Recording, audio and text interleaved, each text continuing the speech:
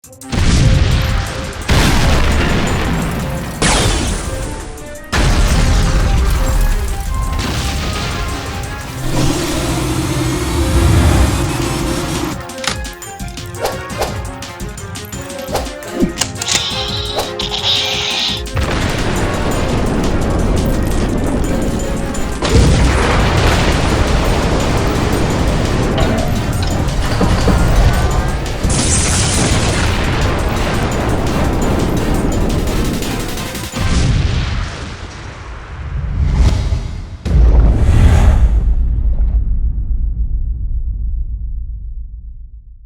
guys, like 25 and R29234. With episode 79 range review. Today we have the Power Rangers Lost Galaxy, the Magna Blaster, aka the Bull Riot from Seiju Sentai Gingamon.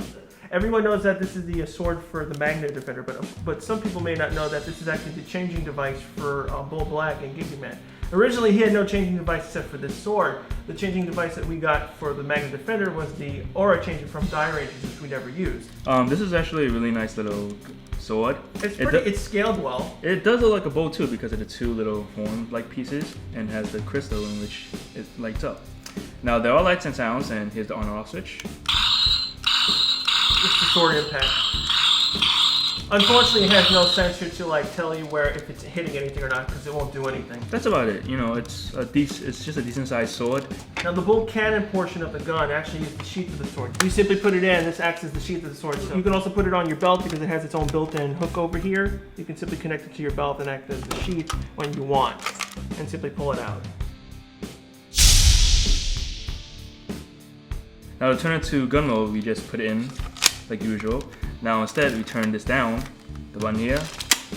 This is the Gatling gun. Now what you do is that when you press it, it's actually cocking like a shotgun. And it does have a limit, like if you were shooting actual ammo, you can charge it up 10 times, and then you can shoot it for the amount of times you charge, but then it'll eventually discharge. The light on it does change color. When it's in its sword mode, it's green, and while it's in gun mode, it's red. Really nice display piece. It does look nice. And the nice chrome details on the gun really makes it stand out of like most weapons from PR and Sentai.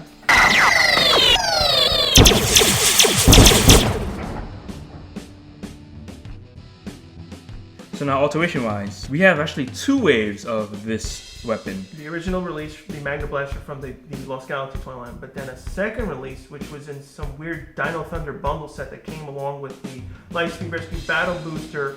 Now that just tells maybe Bandai had leftover stock from the Lost Galaxy era, because they've actually done that a few times with the Astro Blaster and the reissue of the Power Playback line. Now the first wave, which had the front was orange, and the cocking technique was orange instead. They usually do that in order to be it's a safety rule inside the United States. When you sell a realistic gun, you're supposed to paint something orange in order to show that it's a toy gun so police officers don't get confused. And then the second release in the Dino Thunder era, which they basically reissued the toy, but the difference is they took all the chrome out on the second issue, but restored the original paint job on the Bull Riot Gun, meaning this was originally brown and the tip wasn't painted orange.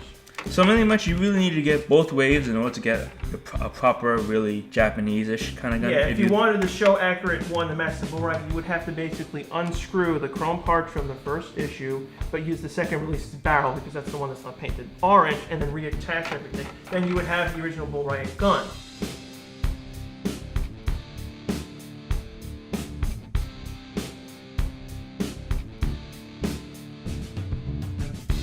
It's a really decent size, just that with the lack of the features. I mean, if it was a bit more sounds and something more to do. I do suggest that if you have no way to get the Japanese version, I do suggest you get the first release. But yeah, so that's it for the Bull Riot Gun. Join us next week for the SH Figure Arts, Shinken Red, Takeru, and Karu Shiba.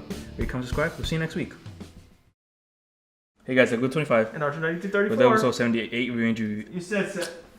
Every time I tell you exactly what number. And then I forget. Or if anything, you can just always spray paint or customize the ending of this, because people do customizations for weapons like PR or Transformers. So with just orange, you can just paint it black, brown, whatever you want. And this painting black is not really that hard actually.